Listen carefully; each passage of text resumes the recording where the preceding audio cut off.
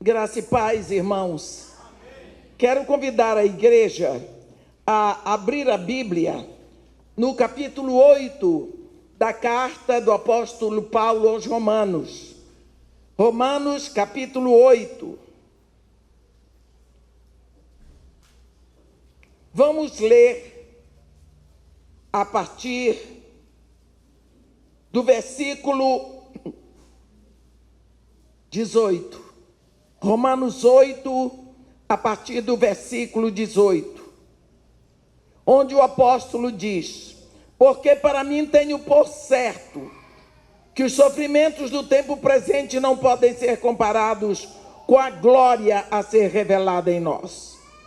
A ardente expectativa da criação aguarda a revelação dos filhos de Deus, pois a criação está sujeita à vaidade, não voluntariamente, mas por causa daquele que a sujeitou, na esperança de que a própria criação será redimida do cativeiro da corrupção para a liberdade da glória dos filhos de Deus.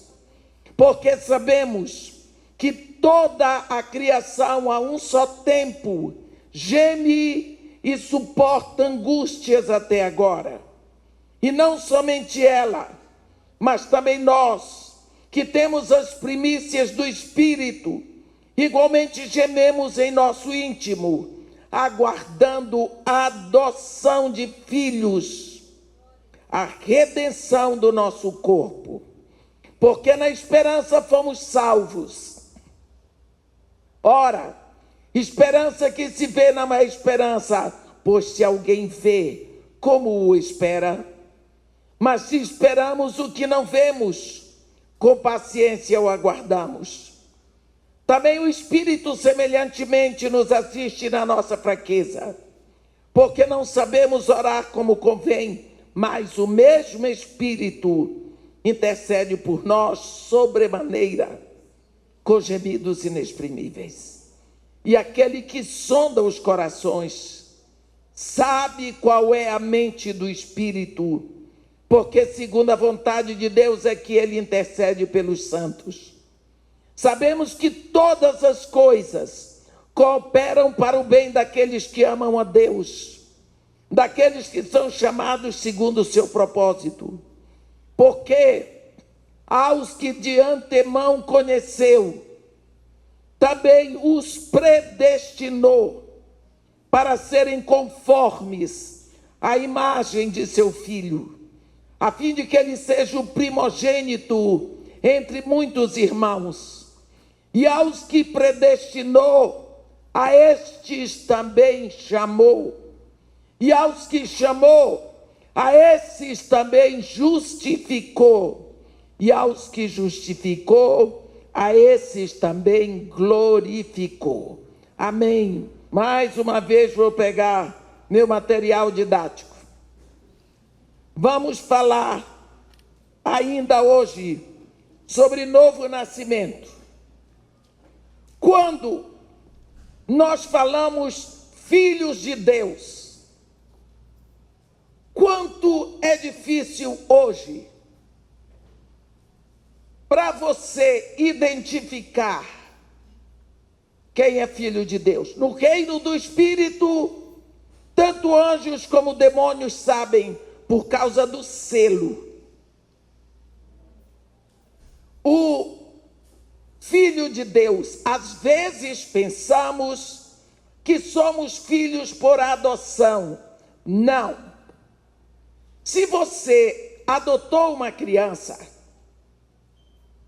você adotou o Malaquias, você adotou um menino chamado Malaquias, você cria o Malaquias com todo o seu amor, dando o melhor para ele. Ele tem o seu nome. No dia que você morrer, tudo que é seu fica para o Malaquias, porque o Malaquias é herdeiro seu. Mas o Malaquias não tem o seu DNA. O Malaquias não tem o seu sangue. Se você precisar de um transplante de medula, o Malaquias não pode dar. porque ele tem outro sangue, ele tem outros DNA. Por isso, um filho por adoção, ele tem direitos aos seus bens. Ele tem direito a ser o seu herdeiro, mas ele não é geneticamente seu filho, ele não tem o seu DNA. Para que ele tenha o seu DNA, é preciso que ele seja gerado de você. Quando Jesus Cristo vem, ele nos faz herdeiros de Deus por adoção, mas ele nos faz filhos por regeneração. Nós somos regerados novamente. É como se você tivesse um filho.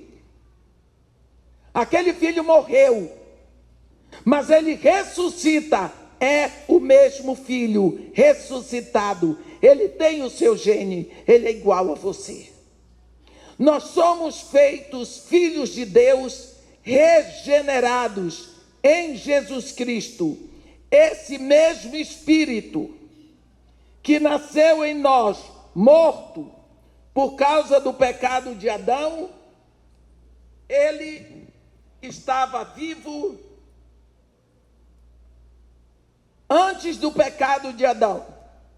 Espírito vivo, conectado em Deus para dirigir a alma. E a alma dirigia o corpo. Quando Adão pecou, este espírito morreu. Todos nós nascemos com um defunto espiritual. Nascemos alma e corpo. Quando você se rende a Jesus Cristo, ele dá vida no seu espírito. Esse mesmo espírito que estava morto, ele é de novo renascido de Deus. O que faz de você um filho de Deus renascido. Você não é filho de Deus adotado. Você é filho de Deus renascido de Deus. Agora, a Bíblia nos diz aqui que todos nós, que o desejo de Deus é que todos os filhos sejam a cópia de Jesus Cristo. Jesus Cristo então passa a ser um modelo de filho. Aqui no versículo 29 de Romanos 8, a Bíblia diz: portanto, aqueles que de antemão conheceu, a esses também predestinou para serem feitos conformes à imagem de seu Filho, a fim de que ele seja o primogênito entre muitos irmãos. Quando Jesus Cristo vem à terra, ele vem como unigênito. É o único gerado de Deus. Mas quando ele retorna como primogênito, o primeiro ressuscitado para a eternidade. Se ele é o primeiro, ele deixou de ser único. Porque onde tem o primeiro, tem o segundo, o terceiro, o 10º e assim por diante. Então, o plano de Deus é que em Jesus, muitos de nós, sejamos filhos de Deus. Então, como nós, pecadores, antes sujeitos ao pecado, mortos espiritualmente, seguindo o conselho do mundo e de Satanás, seguindo a nossa carnalidade, de uma hora para outra, podemos ser como Jesus. Quando nós nos arrependemos do nosso pecado, nós nos rendemos a Jesus Cristo, nós confessamos Jesus como único Senhor e suficiente Salvador. Deus, Jesus nos leva ao Pai, o Pai nos dá vida no Espírito, nós temos de novo o Espírito e estamos conectados a Deus. Deus nos dá o seu Espírito, para esse Espírito começar uma obra de transfiguração em nós. Você pode andar com a Bíblia na mão a vida toda e ser um filho do diabo. Você pode usar versículos bíblicos e ser um filho do diabo. O diabo também usa versículos bíblicos. Vocês viram hoje de manhã quando ele foi tentar Jesus. Você pode enganar a todos, porque o papel do diabo é enganar. Mas você nunca vai enganar a Deus. Eu tenho visto tantas coisas acontecerem na igreja. A Bíblia diz que o diabo sabe que Deus existe e se treme todo. Mas tem gente por aí que nem treme. Nem treme, porque não tem temor de Deus. Está tão morto. Morto não treme, morto não tem temor. Morto só serve para produzir mau cheiro.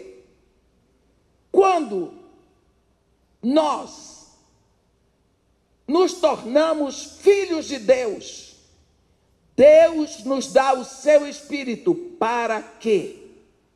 Para que esse Espírito comece a formar em cada um de nós um filho de Deus igual a Jesus. Só o Espírito Santo pode fazer de mim uma pecadora, uma filha de Deus como Jesus. Porque é o Espírito que conhece a Jesus, ninguém mais a não ser o Pai. Então o Pai me dá o Espírito, para que o Espírito vá trabalhando na minha vida e me faça alguém igual a Jesus.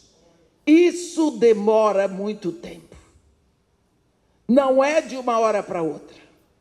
Não precisa se impressionar achando que você se rendeu a Jesus ano passado e esta hora está pronto. É o trabalho de uma vida.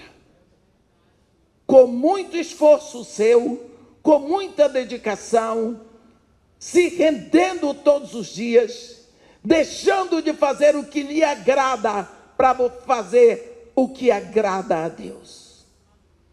Porque aquilo que me agrada, dificilmente agrada a Deus. Nós precisamos prestar atenção nisso. Jesus Cristo, lá em João 12, no versículo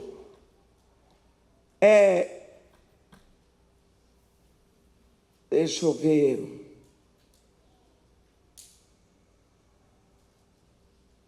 No versículo 24. Jesus diz assim: se o grão de trigo caindo na terra não morrer, fica só. Mas se morrer, produz muito fruto. Você já plantou um caroço de manga? Você planta o caroço de manga. O caroço começa, abre, vai produzir uma mangueira. Dali a um ano você vai. A mangueira já cresceu. Pode arrancar a raiz. O caroço de manga não está mais lá, ele desapareceu, porque ele morreu para surgir uma mangueira. Mas se não surgiu uma mangueira, pode cavar que o caroço está ali, porque ele não morreu. E se ele não morreu, ele não desapareceu. Vocês entendem o que Jesus está dizendo? O evangelho é muito simples. A pregação é muito simples. Quando Jesus pregava, ele pregava para pescadores donas de casas, o povo da roça, crianças, até as crianças queriam vir para ele, porque ele pregava de forma que todo mundo entendia. Olha esse exemplo: se o grão de trigo caindo na terra não morrer, ele não vai produzir fruto. Mas se ele morrer, ele desaparece. Ele desaparece para produzir muito fruto. O grão de trigo, quando Deus deu as leis do seu reino, ele deu leis muito próprias e leis para todo mundo conhecer. As leis de Deus, do reino, não são leis para os eruditos, para as pessoas cultas, para as pessoas que estudaram, para os teólogos, para os filósofos, para os doutores, não, são para todo mundo. Ninguém pode dizer que não conhecia a lei de Deus, porque todo mundo conhece. Vou dar um exemplo para você. Uma vez eu estava numa cidade do interior da Bahia, naquela região de Irecê. A cidade se chama João Dourado, um lugar pequeno que eu amo tanto, uma população linda. Eu acho que 90% a 95% da população da cidade é crente. E eu estava pregando na igreja muito grande ali, igreja presbiteriana. Quando chega domingo à noite, não cabe na igreja. A igreja é muito grande, mas não cabe. Então o que o pastor fazia? Botava um caminhão e o púlpito em cima do caminhão. E todo mundo tinha as cadeiras da igreja, mas as pessoas ainda traziam cadeiras de casa. E eu ficava pregando em cima do caminhão. Naquele final de semana, eu estava pregando sobre as leis do reino de Deus. E eu deixei para domingo pregar sobre a lei da semeadura e da colheita. Assim, ficava sentada no chão. Eu acho que por volta de 300 crianças sentadas no chão, ouvindo a pregação. E a lua brilhando. Eu queria dar um exemplo que todo mundo conhecesse. Ali é um lugar de agricultores, né? É a zona do feijão. Então eu olhei assim, entre as crianças tinha um menininho, mais ou menos uns 5 anos. Eu disse para ele: meu filho, me responda uma pergunta. Se eu plantar uma semente de melancia, vai nascer uma goiabeira? Porque o menino conhece melancia e conhece goiabeira. Se eu plantar uma semente de melancia, vai nascer uma goiabeira? Ele olhou para mim, olhou para o menino do lado do outro e disse assim: ó, gente, ela é doida. Uma criança de 5 anos sabe que aquilo que eu quero colher é o que eu vou plantar. Se eu plantar uma semente de goiaba, vai nascer uma goiabeira, que vai produzir muitas goiabas. Cada goiaba cheia de sementes, com o mesmo poder de vida daquela primeira. E assim por diante. O menino achou ridículo fazer uma pergunta dessa. Todo mundo sabe, não precisa estudar. Deus ensinou isso para todo ser humano, que a semeadura lhe dá direito a uma colheita super multiplicada. Então, se você semear o que é bom, você vai colher multiplicadas vezes o que é bom.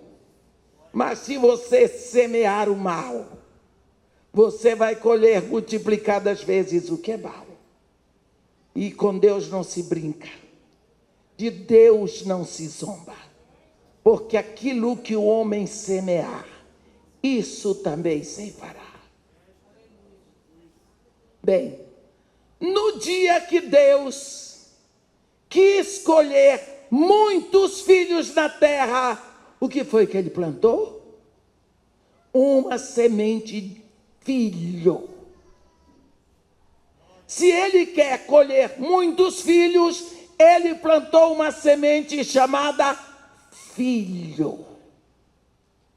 E esse filho veio como semente. Mas se ele não morresse e desaparecesse, ele viria como unigênito e voltaria como unigênito. Mas ele caiu na terra, ele morreu, desapareceu, surge uma igreja, surgem muitos filhos, porque o primeiro filho morreu. Então agora ele dá o surgimento para muitos filhos de Deus na terra. E quando você pensa nisso, esses filhos de Deus, que somos nós, não podemos ser diferentes do primeiro. Por isso o Pai toma cuidado, e aqueles, está escrito aqui, e aqueles que Deus predestinou, Ele predestinou para serem conformes à imagem do seu Filho. Jesus Cristo é o modelo para que todos nós sejamos iguais a Ele. Então nós precisamos, meus irmãos, levar a sério a nossa vida cristã. Se o seu filho morresse para eu viver, o que você exigiria de mim? Deus, Ele diz assim: não terei por inocente aquele que usar o meu santo nome em vão. Então você acha que Deus vai ter por inocente quem usar o nome de Jesus em vão?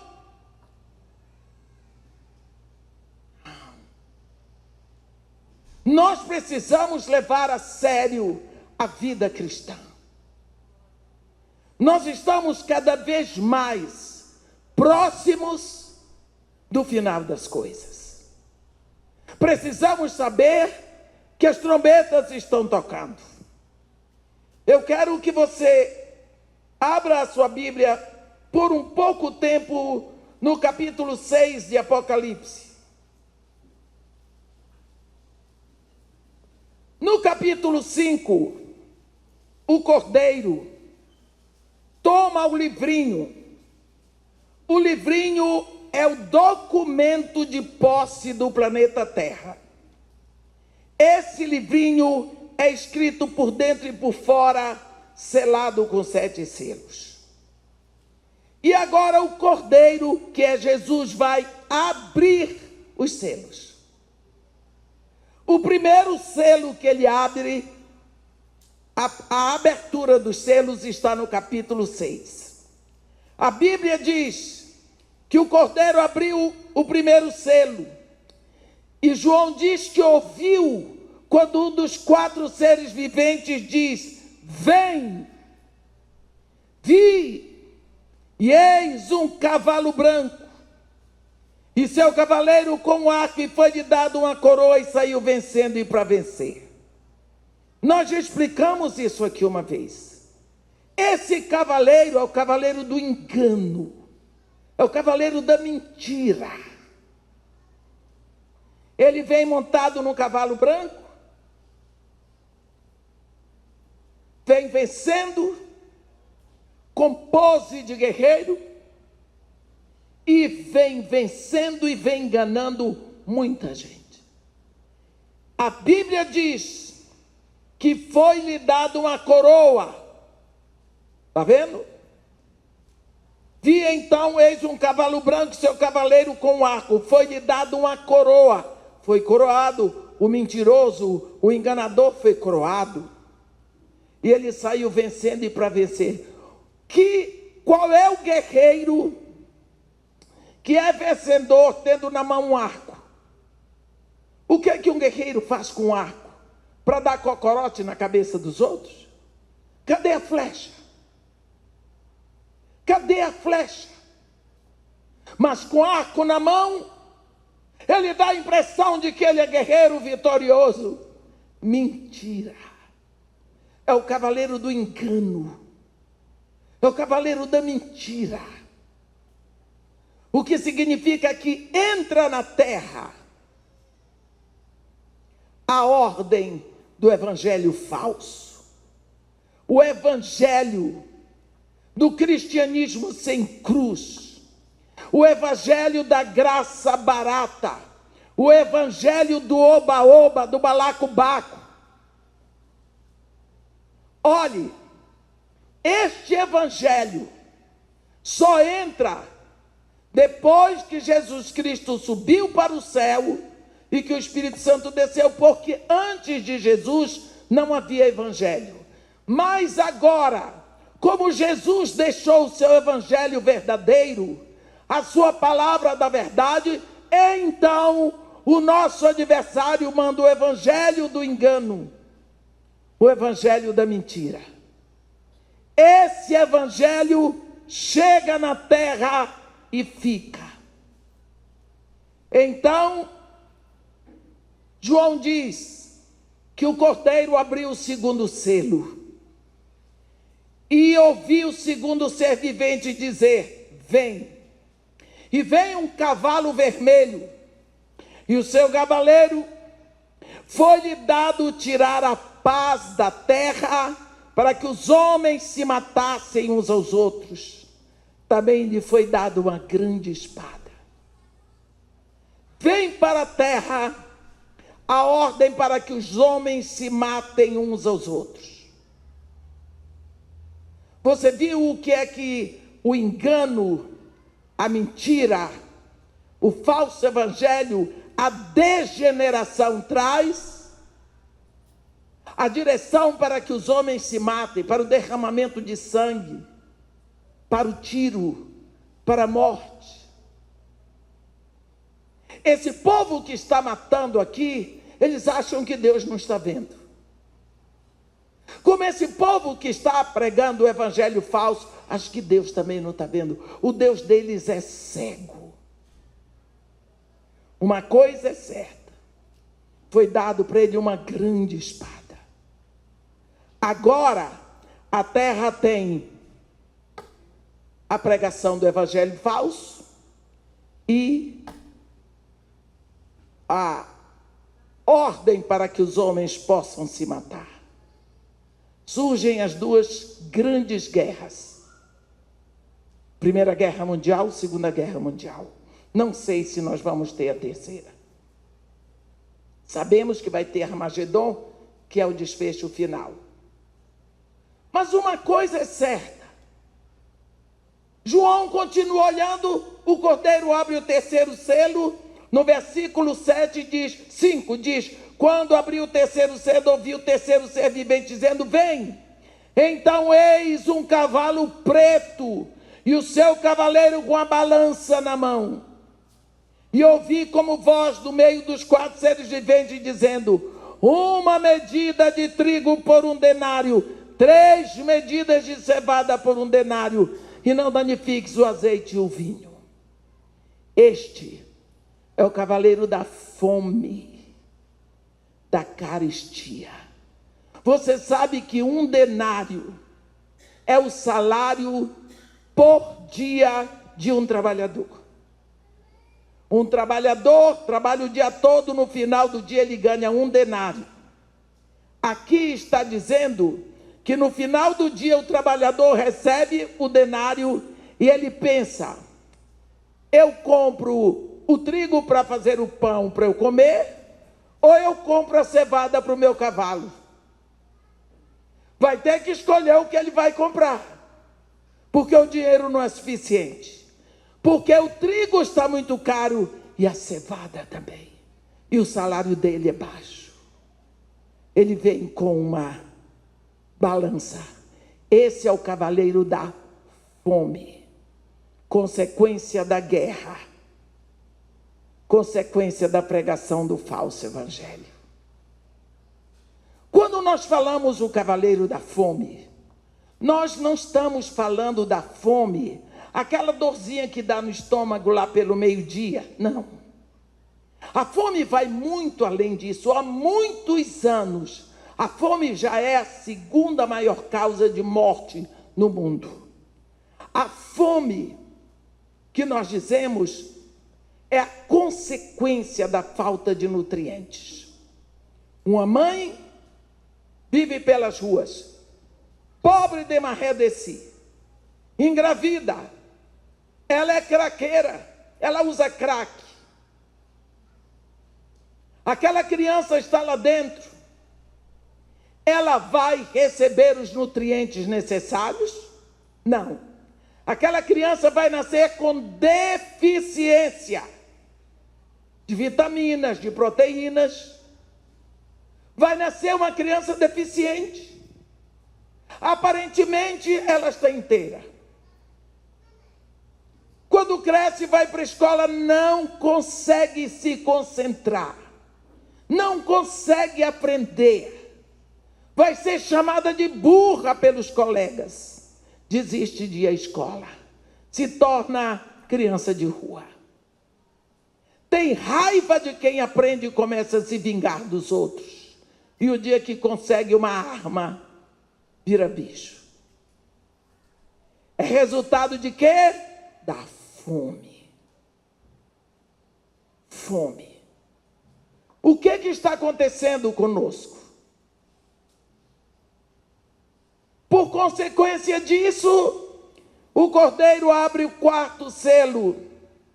Quando o cordeiro abriu o quarto selo, ouviu o quarto ser vivente dizendo: vem, e eis um cavalo amarelo, e o seu cavaleiro, sendo este chamado Morte, é o único cavaleiro que tem nome.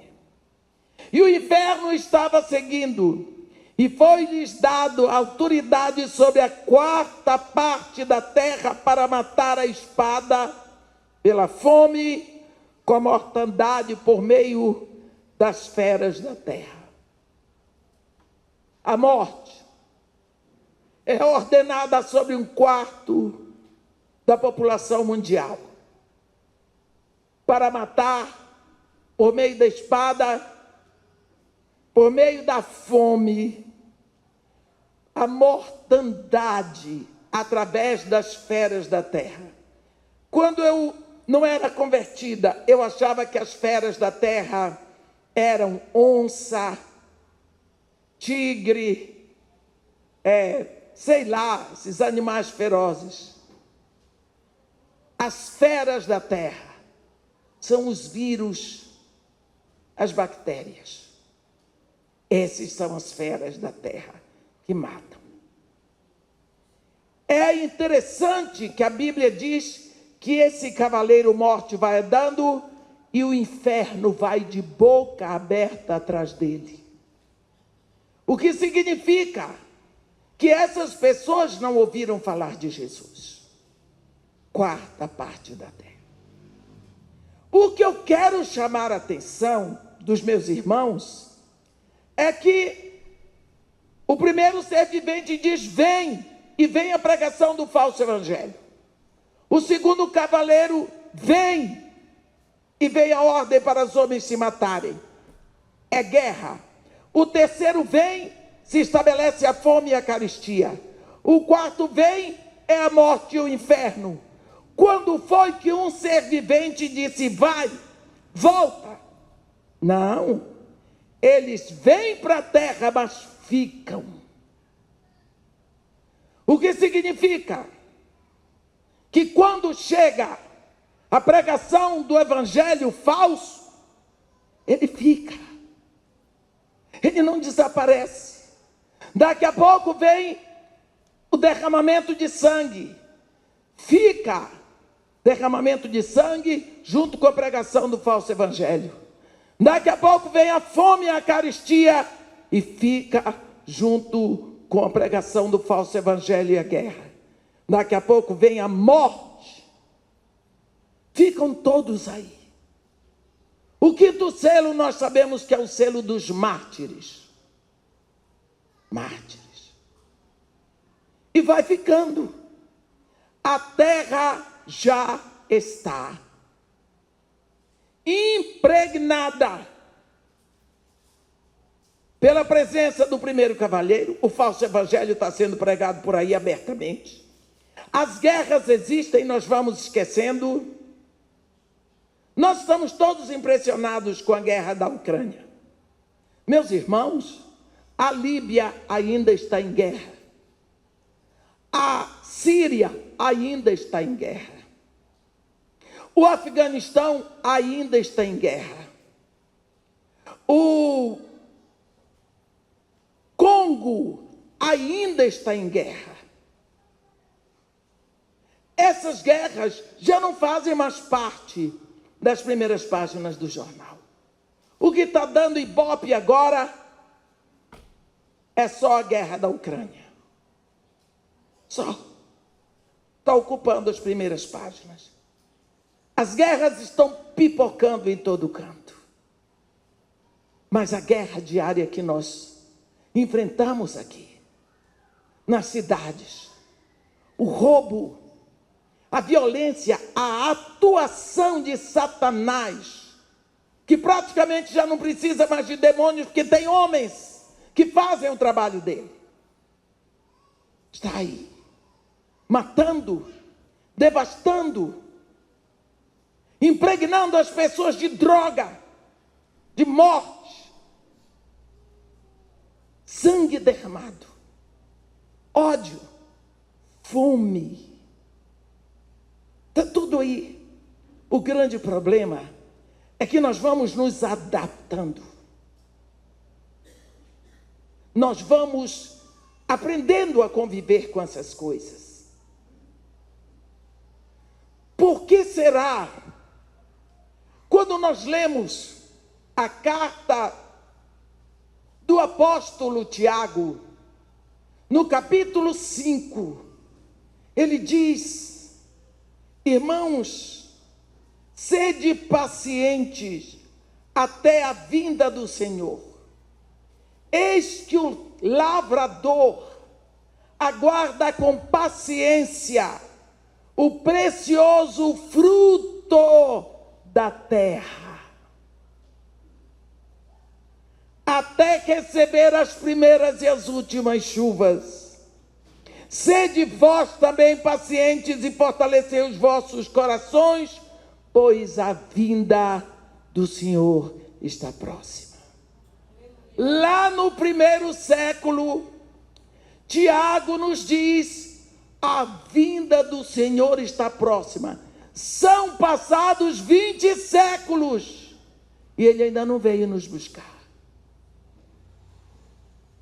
Paulo escreve aos Tessalonicenses no primeiro século e deixa claro que ele fazia parte da geração do arrebatamento. São passados 20 séculos. Nós ainda estamos esperando o arrebatamento. Mas se você abrir os olhos, nós estamos 20 séculos mais próximos. Tudo o que nós estamos vendo está nos dizendo que nós estamos no final. A Bíblia está dizendo aqui em Tiago que o lavrador aguarda com paciência o precioso fruto, a produção, porque ele plantou uma semente chamada filho. E se ele plantou uma semente chamada filho, ele quer colher filhos. Jesus é muito claro. Ele diz em João 15: eu sou a videira verdadeira, vós sois os ramos, o meu pai é o agricultor. Ora, todo agricultor faz a sua plantação e espera a colheita. E ele toma conta da sua plantação para colher muito e para colher fruto bom, porque ele quer mostrar. Se você observar, a videira não produz fruto no tronco, é nos galhos, é nos ramos a produção. E ele diz: vós sois os ramos. Então o fruto vai ser produzido por você e por mim. Mas o fruto é fruto da videira. Portanto, nós precisamos ponderar e saber qual é o fruto que nós estamos produzindo. É fruto de vida ou é fruto de morte? É fruto que engrandece o nome do nosso Pai ou é fruto de vergonha? Somos manchas. Será que o inferno está rindo pela nossa vida? Pela vida que levamos? Ou será que a nossa vida tem sido para a glória de Deus? Olha, Ele está esperando uma produção muito grande aqui na terra. Quando Jesus Cristo diz: se o grão de trigo cair na terra e não morrer, fica só. Mas se morrer, produz muito fruto. Ele está dizendo: eu sou o grão de trigo que caiu do céu. Eu vim para a terra e eu tenho que morrer. Porque se eu entrei na terra e eu não morrer, eu não vim fazer nada. Quantas vezes nós agradecemos Jesus por tantas coisas, lembramos de Jesus por tantas coisas. Como é que Jesus quer ser lembrado? Pela sua morte. Jesus quer ser lembrado pela sua morte. Quantas vezes esquecemos disso? Paulo, ele diz que todas as vezes que nós tomamos o pão e o vinho, nós precisamos lembrar do Senhor pela sua morte. Não é pela sua vida. Eu quero dizer para vocês, meus irmãos, o nascimento de Jesus não foi suficiente. O evangelho de Jesus não foi suficiente. Mas a morte de Jesus, sim. Todas as vezes, Paulo nos diz que beberdes do cálice, lembrai-vos da sua morte. Quantas vezes nós temos lembrado que Jesus Cristo quer ser lembrado pela sua morte? Nós às vezes dizemos: vamos nos alegrar com a ceia. Sim, nos alegramos pela sua morte, porque a morte de Jesus nos deu o direito à vida. Porque quando Jesus morreu lá na cruz, ele morreu a sua morte e a minha morte. E é só por isso que eu tenho vida eterna. Paulo diz: porque todas as vezes que comerdes este pão e beberdes o cálice, anunciais a morte do Senhor até que ele venha. 1 Coríntios 11, versículo 26. Todas as vezes que você participa da ceia, você anuncia a morte até que ele venha. Porque é da morte dele que ele desaparece para surgir a igreja, a colheita de Deus aqui na terra. Há um momento, lá em Mateus 28, a Bíblia diz que quando Jesus estava na cruz, um homem muito rico, chamado José de Arimateia, ele foi a Pilatos e pediu o corpo de Jesus. E Pilatos deu. Ele tinha preparado um sepulcro para a família dele, um sepulcro na rocha, um sepulcro novo. Ninguém havia sido enterrado lá. Então ele pegou panos de linho, muito bons, limpos, e ele foi retirar o corpo de Jesus na cruz.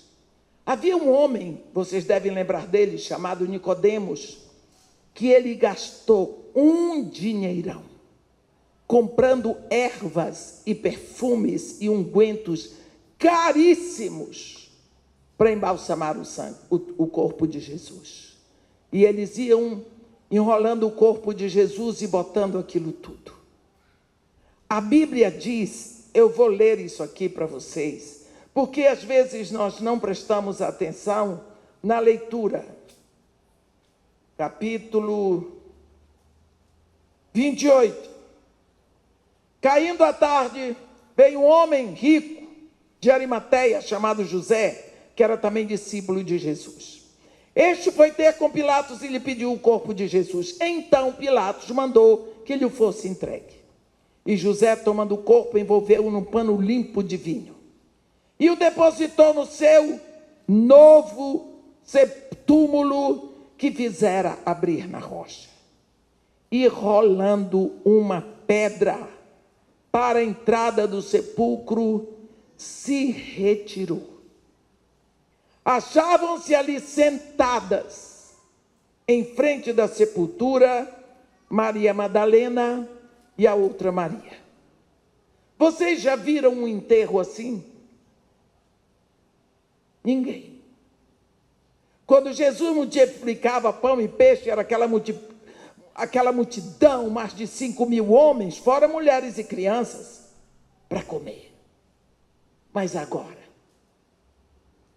um homem para enterrar Jesus, 2 mulheres, as 2 Marias. José botou o corpo dentro do sepulcro, rolou uma pedra para a boca do sepulcro, foi embora. Aquelas 2 Marias ficaram ali. Uma delas, nós sabemos que é Maria Madalena. Depois que ele foi embora, a Bíblia diz que no dia seguinte vai acontecer alguma coisa. No capítulo 28 diz, no findar do sábado, ao entrar o primeiro dia da semana, que é domingo, Maria Madalena e a outra Maria foram ver o sepulcro. As 2. Significa que elas não dormiram, porque meia-noite elas já estavam indo para lá. Quando entrasse domingo, era o 3º dia.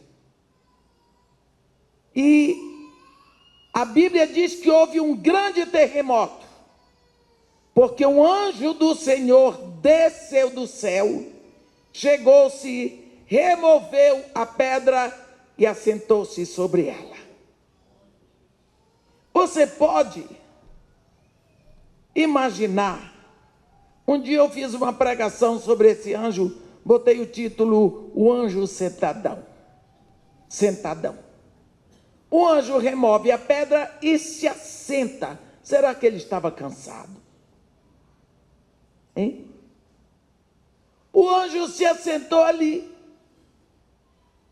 A autoridade não tenho pressa. Fico ali. A Bíblia diz que o seu aspecto era como de um relâmpago e a sua veste alva como a neve. Os guardas tremeram espavoridos e ficaram como se estivessem mortos. Mas o anjo não falou com os guardas, não. O anjo falou com as mulheres e disse: ei, não temais, porque eu sei que buscais a Jesus, que foi crucificado. Eu sei. Estou sabendo o que vocês vieram fazer aqui. Ele não está aqui. Ressuscitou como havia dito. Vinde ver onde ele jazia. O anjo sabe o que é uma mulher. A mulher tinha que ver. Vem cá, vem ver, vem ver. E elas foram. Que mulheres? É mesmo. Não tem ninguém aí. Vinde ver onde ele jazia. E depois depressa dizer aos seus discípulos que ele ressuscitou dos mortos, e vai adiante de vós para a Galileia, ali o vereis. É como vos digo. Por que eu estou dizendo isso? Porque agora vai ser a hora do grão de trigo que desapareceu por 3 dias, voltar para o céu e deixar aqui a sua igreja. Ele ressuscitou como havia dito. Existem trabalhos que Deus manda os anjos fazerem aqui na terra. Por exemplo, quando Jesus nasceu, os anjos foram avisar os pastores: ei, eu tenho uma boa nova para vocês. Qual é? Esta noite, na cidade de Davi, Belém, nasceu o Salvador. Os anjos anunciaram, a estrela dirigiu os pastores e eles foram. Agora, na ressurreição, o anjo vem, retira a pedra e diz para elas: venham ver. Vamos anunciar que não tem nada aqui. Está vazio. Ele ressuscitou como havia dito. Ele manda anunciar a ressurreição. O que é que você, que ressuscitou, está anunciando? Porque você estava morto. O seu espírito estava morto em você desde que você nasceu. No dia que você se rendeu a este Jesus que ressuscitou, ele deu vida no seu espírito. Lhe fez filho de Deus. E agora você tem vida. Porque ele ressuscitou. O que é que você tem trazido para ele? Em troco disso tudo, o que você tem dado a ele? Existe um momento na vida de Jesus em que ele nasce e a Bíblia diz que alguns reis, não é? Alguns reis lá do Oriente, eles vêm, a Bíblia diz, vieram uns magos do Oriente a Jerusalém. Perguntavam: onde está o recém-nascido rei dos judeus? Porque vimos a sua estrela no Oriente e viemos para adorá-lo. Você diz assim: tantos sábios em Israel, tantos eruditos, tantos sacerdotes, tantos mestres.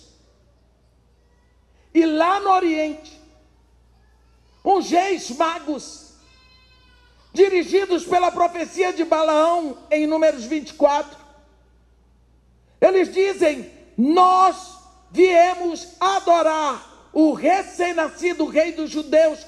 Onde ele está? Em Jerusalém. Esses homens, quanto tempo eles estudaram para descobrir essa estrela? Quem disse a eles a respeito dessa estrela? Onde foi que eles estudaram a respeito disso? Desde quando esses homens estudaram? A Bíblia diz, lá na profecia de Balaão, que uma estrela procederá de Jacó e um cetro de Israel. Está escrito, Números 24, versículo 17: vê-lo-ei, mas não agora, contemplá-lo-ei, mas não de perto. Uma estrela procederá de Jacó, de Israel subirá um cetro. Como estes homens foram guiados a estudar essa estrela? Eles eram astrólogos. Se você vai estudar estrela, você tem que estudar à noite. Há quantos anos esses três reis não dormiam estudando os céus? Estudando, buscando, desejando, sonhando com essa estrela. Um dia, eles viram a estrela no Oriente. É ela. Todas as características, o brilho, a direção, tudo. Eles pegaram suas comitivas, seus camelos, botaram pé no deserto e foram. Não sei quantos dias, muito tempo. Quando chegaram em Jerusalém, eles eram reis. Eles foram recebidos pelo rei Herodes. Foram lá. A pergunta deles era: onde está o recém-nascido rei dos judeus? Nós vimos sua estrela no Oriente e nós viemos adorá-lo. Este é o rei diante do qual todos os reis se curvam, porque ele é o único digno de adoração. Ninguém sabia. Alguém lembrou da profecia de Miqueias? Alguém lembrou que Miqueias um dia tinha falado sobre Belém, que no capítulo 5 da profecia de Miqueias, no versículo 2, ele diz: e tu, Belém Efrata, pequena demais para figurar como grupo de milhares de Judá, de ti me sairá o que há de reinar em Israel, e cujas origens são desde os tempos antigos, desde os dias da eternidade. Essa era a única indicação de que o Filho de Deus nasceria em Belém. Então alguém devia ter dito, o profeta Miqueias anunciou. Esses homens foram para Belém. A Bíblia diz que quando eles chegaram lá, a Bíblia diz que eles entraram na casa, viram o menino com Maria, sua mãe, prostraram-se e o adoraram. E abrindo os seus tesouros, entregaram-lhe as suas ofertas: ouro, incenso e mirra. Muitas pessoas dizem: os reis vieram do Oriente, foram lá levar ouro, incenso e mirra. Eu acho isso tão pequeno. A coisa mais triste é uma pessoa sem o Espírito lendo a Bíblia. É como ler o jornal do dia. Não tem a presença do professor da eternidade, que é o Espírito Santo. Meus irmãos, a Bíblia está dizendo, quando eles chegaram lá, primeiro de tudo, eles se prostraram. Eles se prostraram. Em seguida, eles o adoraram. Eles eram reis, mas eles se prostraram diante do Filho de Deus. E eles o adoraram. Só depois, por último, eles ofertaram. Será que você andaria tanto tempo? Será que você enfrentaria tantas noites em claro para adorar o Filho de Deus? Esses homens não eram cheios do Espírito. Esses homens nem eram filhos de Deus. Quanto tempo eles levaram estudando? Quanto tempo eles se dedicaram? O maior presente que eles levaram foi o tempo de estudo sobre aquela estrela. Foi o tempo que eles gastaram, as noites que eles gastaram buscando, porque eles tinham o desejo de adorá-lo.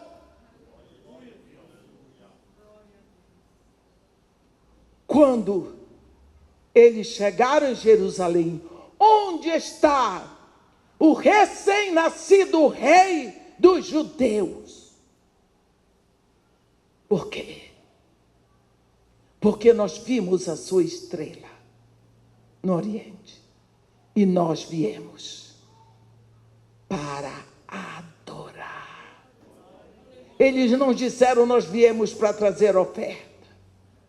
O que é que você dá a quem tem tudo? Eles vieram trazer a adoração. Eles vieram trazer a adoração. O que você tem feito? O que você tem trazido para Deus? O que você tem trazido até hoje? O que você tem preparado para Ele? Há quanto tempo o Espírito está produzindo em você um filho de Deus?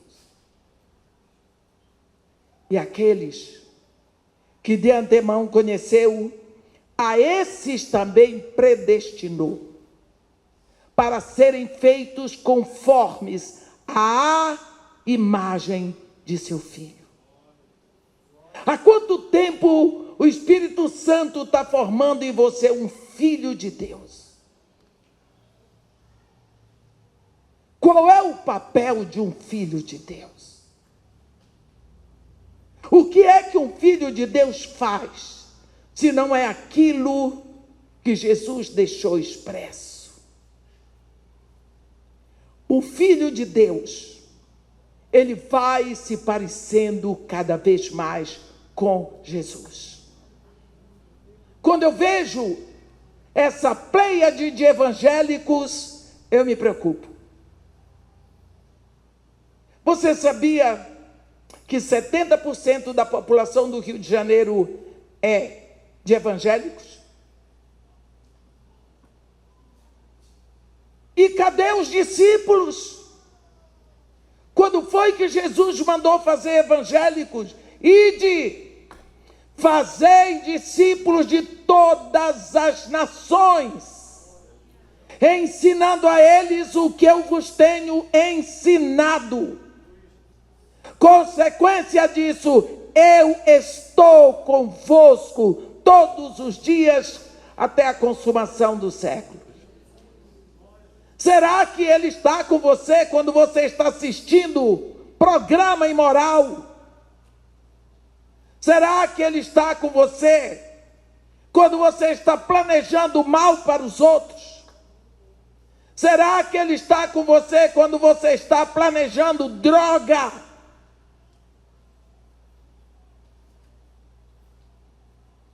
Ele diz: eu estou convosco. Nós não podemos brincar com isso, meus irmãos. Uma vida que não é uma vida qualquer, é a vida do Filho de Deus, nos foi dada. Nós não podemos esquecer o que foi necessário para a purificação dos nossos pecados. Não podemos brincar com o sangue do Filho de Deus. O que é que você traz para Jesus hoje? O que você traz? Porque aqueles reis do Oriente trouxeram muito mais que incenso, ouro e mirra. Eles trouxeram muitos anos de expectativa, muitos anos de estudo, muitas noites de vigília, muito desejo de adorar, um sonho imenso de vê-lo, de contemplá-lo. Outro dia uma senhora me disse: mas irmã, você não sabe como é o céu. Eu disse: nem você, ninguém. Eu não sei como é o céu, jamais aqui na terra vou saber. Mas eu sei quem é que está me esperando lá. E para mim isso é suficiente. Eu sei que na hora que este corpo for tombando e eu for saindo daqui, eu vou ver. Ah, eu vou vê-lo. Eu vou ver o meu Senhor. Eu vou ver o meu Senhor Jesus. Eu sei que Ele está me esperando. Capítulo 1 do livro de Hebreus diz que Jesus Cristo está assentado à destra do Pai. Capítulo 7 de Atos, quando Estevão estava sendo apedrejado, ele gritou: oh, eu vejo os céus abertos e o Filho do Homem de pé. O autor de Hebreus diz que ele está sentado. Estevão o viu de pé. O que é isso? Eu tenho certeza que ele levantou para receber Estevão. Ele levantou para receber o Estevão, o primeiro mártir da igreja, primeira produção da igreja. Eu tenho certeza que Ele está me esperando na hora certa. Da mesma forma Ele espera por você.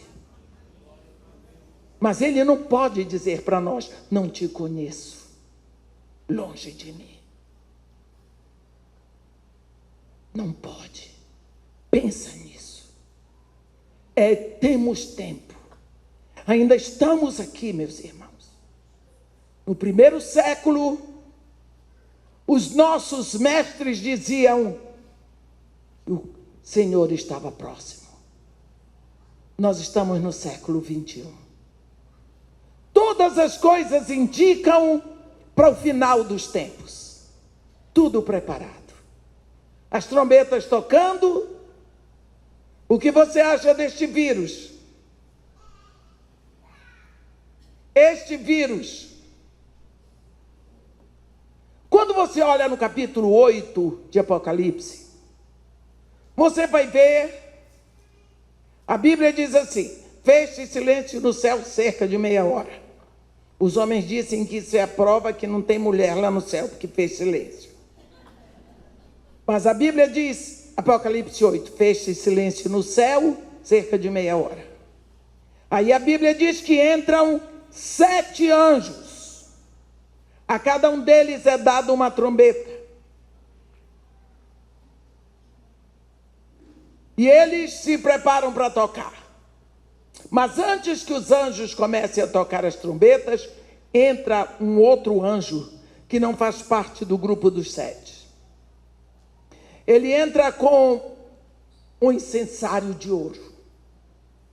Ele tira brasas de zimbro do altar. E ele recebe muito incenso para oferecer, para perfumar o trono de Deus com a oração de todos os santos. Toda a oração que você fez na terra subiu para perfumar o trono do seu Pai. E depois que ele acabou de perfumar, ele atira um incensário para a terra. E houve um terremoto, e gritos, e luz. Agora os anjos vão começar a tocar a trombeta. Se você observar ali, a primeira trombeta afeta 1/3, um terço da terra. A segunda, 1/3 do mar. A terceira, 1/3 dos rios. A quarta, 1/3 dos corpos celestes. Trombeta só afeta 1/3. Por quê? Porque se eu afeto 1/3, os 2/3 ficam de orelha em pé. Não é? Não é por isso que você está de máscara? Para não acontecer comigo. Para eu não pegar o vírus. Eu não sei onde ele está. Então eu não dou mais a minha mão para o meu irmão. Eu dou um soco em inglês. Eu não abraço. Por quê? Para não ser afetada. Por quê? Eu não sei onde está o vírus, mas eu estou perturbada. Por quê? Sabe o que Deus diz no livro do profeta Joel, capítulo 2? Ele diz assim, pode ler, eu não leio porque eu já sei de cor. Né? Tocai a trombeta em Sião, dai voz de rebate no meu santo monte, perturbem-se todos os moradores da terra. Você diz o quê? Vai tocar uma trombeta lá em Sião, lá em Jerusalém. E todos os moradores do planeta Terra vão estar perturbados. Que trombeta é esta? Se eu tocar uma trombeta aqui, nesse bairro, quem está em Taguatinga não vai ouvir. Mas Deus diz que a trombeta dele, quando toca em Sião, todos os moradores da terra serão perturbados. Então, um toque de trombeta perturba. No momento do maior avanço tecnológico, do maior progresso científico, no momento em que os médicos operam o ventre de uma mulher, onde tem um bebezinho lá dentro com problema do coração, eles operam o coração da criança dentro do ventre da mãe. A criança não morre, nem a mãe. No momento em que você toma um avião em New York, 4 horas e meia depois você está em Paris.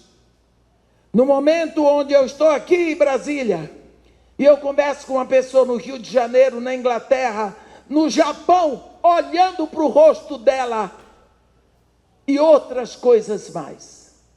Neste momento, me aparece um vírus que a ciência não conhece, os governos não conhecem, as religiões não conhecem, as filosofias não conhecem.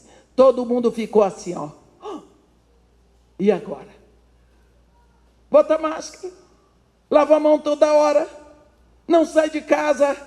O que é que se faz? Nada. Só que este vírus não afetou os negros. Afetou os negros, os brancos, os amarelos, os pardos, os vermelhos, os pobres, os ricos, homens e mulheres, todos. Ninguém foi às tribos indígenas, mas o vírus chegou lá. No mundo todinho. Isso não é uma trombeta? Eu digo para vocês, desde o início da pandemia eu estou dizendo, isto é uma trombeta que está tocando. Enquanto não afetar, 1/3 da humanidade vai ficar aí. Já mudou de cepa, já mudou para outro nome, ainda está por aí, até que se complete 1/3 afetado. Trombetas estão tocando. Selos já foram abertos. Tudo vai se acumulando. E daqui a pouco começam as taças. Nós estamos no final. A misericórdia de Deus se derrama sobre nós o tempo todo. E Jesus Cristo falou, eu edificarei a minha igreja. E as portas do inferno não prevalecerão contra ela. Mas eu fico muito preocupada quando eu leio isso. Eu edificarei a minha igreja. Se Jesus diz a minha, é porque existem outras que não são dele. Senão, ele não precisava dizer a minha. Jesus Cristo está edificando a sua igreja aqui na terra. A edificação não é feita através de sinais e prodígios que os homens querem ver, de espetáculos para todos, manifestações de falsos poderes, através da palavra. Quando o anjo fala com João, no capítulo 19 de Apocalipse, ele diz para João,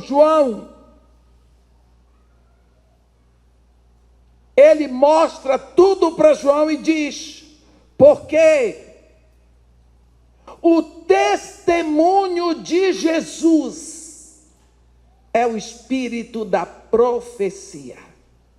E profecia não é adivinhação como muitos pensam. Profecia é a palavra de Deus. Profecia é a palavra de Deus. Esse é o ministério do profeta. O profeta é aquele que prega a palavra de Deus e não a sua.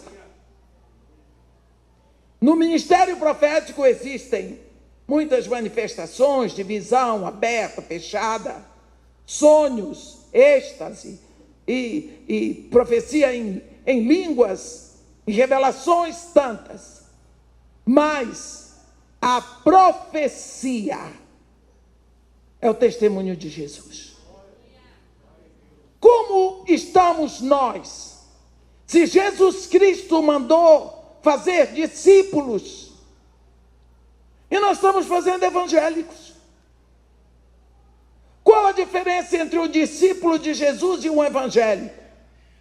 O evangélico aprende uns hinos, aprende uns 3 ou 4 versículos e sai dizendo.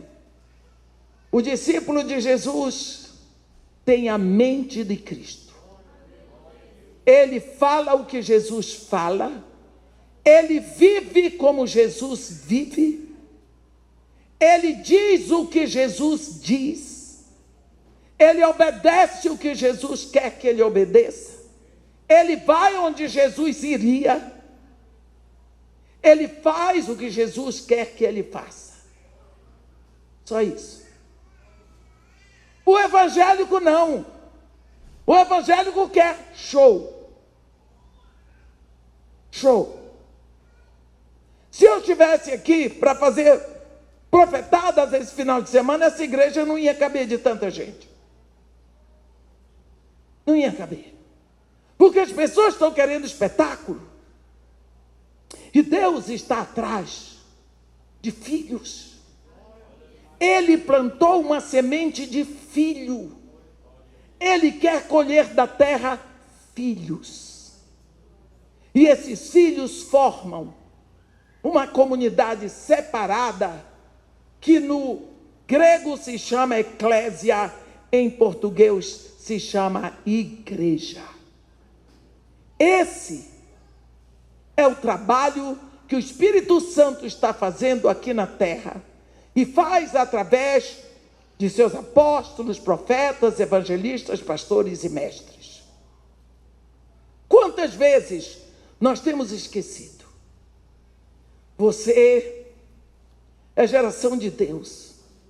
O Espírito Santo lhe foi dado, não para você ficar rico ou mais bonito. Lhe foi dado para que ele vá transfigurando você, pouco a pouco, através da palavra, fazendo de você um filho de Deus cada dia mais parecido com Jesus. Lá no capítulo 25 de Êxodo, depois que Deus tinha tirado o povo do Egito, depois que o povo está no deserto, Deus diz para Moisés assim: Moisés, diz ao povo de Israel que me traga a oferta. Esta é a oferta que dele recebereis: ouro, prata, bronze, estofa azul, e púrpura, e carmesim, e peles de animal mais marinho, e pelo de cabra. Ele vai dando uma lista imensa para Moisés, e ele diz: e me farão um santuário, para que eu possa habitar no meio deles. Nós sabemos que de todo aquele material que Deus quer para construir o tabernáculo, cada material tem a sua revelação. O ouro é divindade, a prata é redenção, é preço pago, o bronze é sacrifício. E vamos andando assim, mas dentro de todos, o que mais se repete é a madeira de acácia. Você pensa, como que Deus, o povo estava ali na península do Sinai, todos aqueles cedros que podiam vir do Líbano, madeira de lei, como é que Deus me escolhe madeira de acácia? Vocês sabem o que é um cipó? Quem sabe levanta a mão. Ah, graças a Deus, o povo aqui. Você pensa um cipó grosso, todo retorcido e cheio de espinho. Ela nasce e começa a se derramar pela areia do deserto. Madeira de acácia, dura, parece ferro. Como é que Deus escolhe madeira de acácia para fazer todas as tábuas, todos os varais, todas as mesas? A arca é feita de madeira de acácia, só a cobertura, que é o propiciatório, que é de ouro puro. Por quê? Porque a madeira de acácia representa a nossa natureza, cheias de nós, cheias de espinho, dura, retorcida, difícil. Madeira do deserto. Ontem eu estava preparando um congresso que eu devo começar a pregar terça-feira, do livro do profeta Ageu. E eu tenho pesquisado muito sobre a madeira de acácia. Mas a Bíblia diz que que Deus deu a 2 homens o dom, ele deu o Espírito, para que Bezalel e Aholiabe pudessem trabalhar a madeira de acácia. Primeiro trabalho que eles tinham que fazer, eles têm que cortar a árvore. O que vai acontecer? A árvore vai morrer para a sua natureza do deserto. Quando nós nos entregamos a Jesus, nós morremos para as coisas do mundo. Depois, eles começam a tirar os espinhos, eles cortam as tábuas, depois começam a tirar os nós, e ali naquele lugar eles vão botando outro pedaço, e vão trabalhando aquilo até que a tábua está pronta. Então vem a lixa. Primeiro a lixa grossa, depois a lixa fina, para receber o ouro. Está vendo? Quanto trabalho. Assim nós, com a nossa natureza do deserto, do mundo, temos que ser cortados na nossa ligação com o mundo. E o Espírito Santo começa a nos preparar para brilhar a glória de Deus. Pouco a pouco, hoje ele tira um espinho, amanhã ele tira outro. Depois que ele tirou os espinhos, ele vai tirar os nós. Nós nos achamos ótimos, né? Depois que os nós estão tirando, ele vai tirando o nó, vai colocando ali uma virtude. Aí vem a lixa. Você acha que é bom ser lixado? É sofrimento.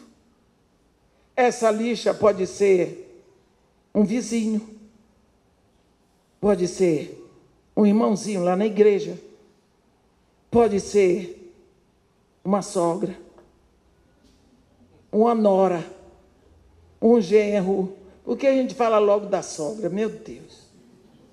Pode ser um marido, uma esposa. São lixas. Dizem que a lixa fina é pior. Depois que a lixa grossa passou, vem a lixa fina. Só depois de tudo lixado e acertado, a tábua está pronta para receber o ouro, para brilhar, Shekinah, a glória de Deus. Mas nós não queremos.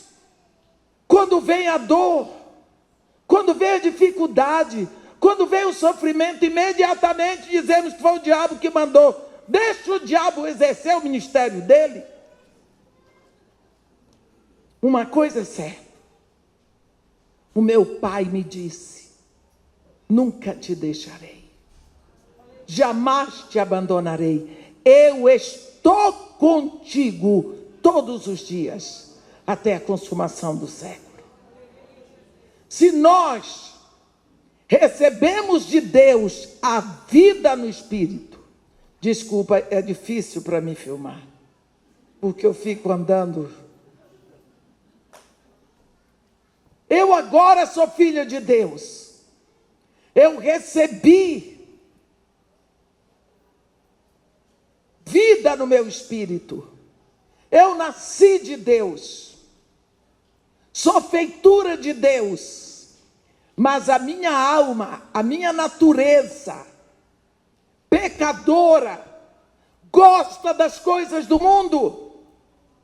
Mas o espírito não quer. Paulo nos diz que vai haver uma guerra. O espírito milita, guerreia contra a carne, que é a mente carnal, e a carne contra o espírito, que são opostos. O espírito vai trazer para mim as coisas de Deus, e a carne vai teimar nas coisas do mundo. Vai haver uma guerra dentro de mim. E eu tenho que estar preparado, atento, para não fazer aquilo que o mundo quer, mas aquilo que Deus quer. Porque é dessa forma, dando atenção ao que o Espírito está dizendo, que eu vou crescendo. Você não tem que vir para a igreja buscar quem lhe diga, eis que eu te digo isso. Não, você já sabe. A Bíblia está escrita para você. Chegue no seu cantinho, fale com o seu Pai do céu, diga das suas dificuldades, abra o coração, porque Ele é o seu Pai. Se você um dia se rendeu a Jesus Cristo, Jesus Cristo lhe faz filho de Deus. E agora, como filho, você pode ir no colo do Pai. O caminho está aberto. O único caminho para o Pai é Jesus. E você pode abrir o coração. Antes disso, você pode dizer a oração que quiser, a reza que quiser, você não vai ao Pai. Jesus é muito claro: ninguém vem ao Pai se não for para mim, porque eu sou o caminho. Ele não diz eu sou um caminho, não, eu sou o único que existe. Então, uma vez que nós tomamos conhecimento de que Jesus Cristo se entregou na cruz do Calvário por nós, nós proclamamos Jesus como nosso único Senhor, suficiente Salvador.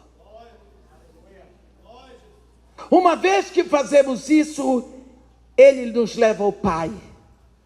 O nosso nome é registrado no livro da vida do Cordeiro para toda a eternidade. Nunca mais seremos de outro senão de Jesus. Ele disse: aquele que ouve a minha palavra e crê naquele que me enviou tem a vida eterna, passou da morte para a vida e não entra em julgamento. Agora Ele lhe dá o Espírito. Você está marcado, você está carimbado, seu nome está escrito no livro da vida do Cordeiro. Você nasceu. Agora você tem que crescer para conhecer o seu Pai, para saber de que forma Ele quer ser agradado, para não fazer coisas que desagradem a Ele, para conhecê-lo, para se tornar seu servo, para trabalhar pelo seu reino aqui na terra, para buscá-lo e viver com Ele de todo o seu coração, e principalmente para não dar vitória ao adversário, porque Satanás não é nosso inimigo, ele é nosso adversário, porque Jesus mandou amar o inimigo e não mandou amar Satanás. Ele é o nosso adversário, ele está sempre jogando num campo oposto ao nosso para nos derrotar, noite e dia, com todos os seus exércitos, principados, potestades, dominadores ou governadores do mundo tenebroso, forças espirituais do mal nas regiões celestes. Uma vez que nós nascemos em Cristo, de Cristo nós nos revestimos, somos filhos de Deus. E filho de santo não é santinho. Filho de santo é santo. Quando nós vimos que Deus nos escolheu em Cristo antes da fundação do mundo para sermos santos. Deus não nos escolheu para sermos salvos. O plano de Deus para nós não é salvação, é santificação. Porém, ninguém pode ser santo se antes não for salvo. Por isso, ele vem e nos salva. Para que sejamos santos, ele nos dá o seu Espírito. Qual é o nosso papel? Dar atenção ao que o Espírito está dizendo. Quem tem ouvidos, ouça o que o Espírito diz às igrejas. Você precisa crer. Não é pelo que você sente, não é pelo que você vê, é pelo que você crê. Porque o justo viverá pela sua fé. O justo não vive pelo que ele sente. O justo não vive pelo que ele vê. O justo vive pelo que ele crê. Irmão, sentiu os arrepios. Se você comer uma feijoada meia-noite e for para a cama, você vai sentir mais do que arrepio. Não é o Espírito Santo. Portanto, não vá atrás de sensações. É o que você crê. Quando nós pensamos nisso, louvado seja Deus, que na sua imensa misericórdia nos enviou Jesus. E através de Jesus, ele nos mandou o seu Espírito. Não há mais nada para Deus fazer, a não ser esperar o momento dele recolher da terra o precioso fruto, que é a igreja, que é a frutificação da semente de filho que ele plantou aqui. Jesus veio como unigênito, um só filho. Ele volta como primogênito, dizendo: eis-me aqui, ó Pai, e os filhos que me deste. Aos meus irmãos proclamarei o teu nome, cantar-te-ei louvores no meio da congregação. Quando nós nos reunimos na igreja para o culto, Jesus está no meio de nós, cantando do meio da sua igreja louvores ao Pai. Amém? A Bíblia diz: aqueles que de antemão conheceu, a esses predestinou para serem feitos conformes à imagem do seu Filho. O Espírito Santo está em você, fabricando um Filho de Deus igual a Jesus. É só por isso que você tem passado por tantos sofrimentos, porque Ele está polindo você, Ele está formando você. Se o próprio Filho de Deus, Jesus, sofreu tanto, todos os apóstolos, todo o povo de Deus, quem disse que nós não vamos sofrer? Sofra com paciência, mas sabendo que Deus nunca deixará que você seja aprovado além do que você pode suportar. Amém? Que Deus nos abençoe e nos guarde, que faça resplandecer o seu rosto sobre nós e tenha misericórdia de todos nós.